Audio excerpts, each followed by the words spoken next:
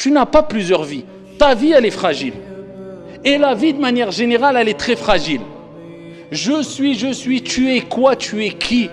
Le prophète sallallahu alayhi wa sallam a dit, si Allah te veut un bien, il te fera comprendre ton dîn. Il y a trop de jeunes qui passent de la moto à la tombe. Il y a trop de jeunes qui passent de la moto à la mort. Particulièrement des jeunes qui, cette situation que je vais citer n'a rien à voir avec la situation de ce jeune qui est dans le coma, mais qui, eux, ne se contentent pas de rouler en scooter ou en moto, mais faire les fous en moto, ou quelquefois faire les fous en scooter, en mettant en danger leur vie et la vie d'autrui dans les quartiers, dans la périphérie des quartiers, etc. Wallah, ils n'ont pas pris conscience que ça n'arrive pas qu'aux autres. C'est ça le problème. On a l'impression quelquefois que nos jeunes aujourd'hui, à force de jouer aux jeux vidéo et de regarder des films qui ne sont que des jeux et qui ne sont que des films, pensent avoir plusieurs vies. Tu n'as pas plusieurs vies. Ta vie, elle est fragile. Et la vie, de manière générale, elle est très fragile. Je suis, tu es quoi, tu es qui? Même si tous les jours tu soulèves de la fonte, il suffit que tu aies touché par une grippe ou par une forte fièvre, tu es allongé, tu n'arrives même pas à lever le petit doigt. Si je te dis attention, il y a une souris qui est à côté de toi, tu vas faire un bond de 10 mètres. Pourquoi tu as peur d'une souris? T'es qui, t'es quoi? Tu n'es pas invincible. La vie, elle est fragile. Et la vie vaut trop cher pour la mettre en péril pour un wheeling ou pour faire le beau en moto ou pour faire le fou à droite et à gauche en voiture ou je ne sais quoi. Et je vous dis, les jeunes d'aujourd'hui, ce n'est pas comme les jeunes d'hier. Je vais être un peu cru. Mais wallah, ils n'ont pas autant d'excuses, pour pas dire ils n'ont aucune excuse, que ceux d'hier, que des générations qui nous ont précédés. Pourquoi? Je vais vous donner un exemple. Quelqu'un qui parcourt 200 km sur l'autoroute et ici, pendant 200 km, il n'a aucun panneau de signalisation qui lui rappelle tu ne dois pas dépasser telle vitesse. Aucun panneau qui vont lui indiquer qu'ici il y a un radar. Pendant 200 km, il ne sait même pas à combien il faut rouler. S'il fait un accident, s'il est flashé, bon, je ne vais pas dire qu'il est excusé, mais tu vas dire, bon, 200 km, pas un panneau, pas... Bon, tu te dis, voilà.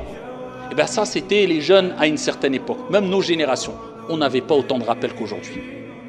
Mais les jeunes d'aujourd'hui, wallah, ici, même si on reprend la même image, ils font juste 10 km. Pendant 10 km, ils ont 30 ou 50 ou 200 panneaux de signalisation qui leur rappellent attention, il y a un danger là. Attention, dépasse pas la vitesse. Attention, il y a un radar. Et avec cela, ils se font flasher tous les 10 minutes, tous les 2 minutes. Et ils n'arrêtent pas de faire des accidents. Ceux-là sont excusables.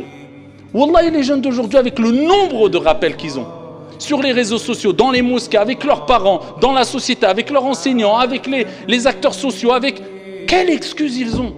Et avec cela, la délinquance a multiplié, les rodéos sauvages ont multiplié, les rébellions ont multiplié, les catastrophes ont multiplié, le nombre des morts chez nos jeunes, à cause des accidents, à cause des règlements de compte, ont multiplié. Ils auront des excuses auprès de Dieu, vous pensez? Alors que le corps est une amana, est un dépôt.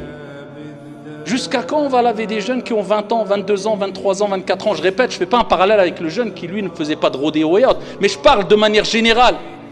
Et en plus de cela, ceux qui font ça, ils se voient comme s'ils étaient « Waouh, c'est quelque chose, t'as vu, regarde mon frère, tu peux faire mieux. » Ça n'arrive pas qu'aux autres. Toi, tu te dis ça arrive qu'aux autres jusqu'à ce que ça va t'arriver à toi. Et ça sera trop tard. Comme je dis, on n'a pas 2 vies, 3 vies, 5 vies. On n'est pas dans GTA ou je ne sais quoi, les jeux de fou là qu'on voit aujourd'hui. On n'est pas dans une série Netflix. On est dans la vie. Ton corps, il est faible.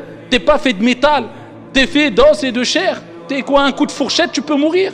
30 km à l'heure, tu prends un mur, tu peux mourir. Tu vas gâcher toute une vie où tu peux te marier, avoir des enfants, aller au pèlerinage, travailler, avoir du bonheur, préparer ton paradis éternel pour un coup de moto et un coup de délire.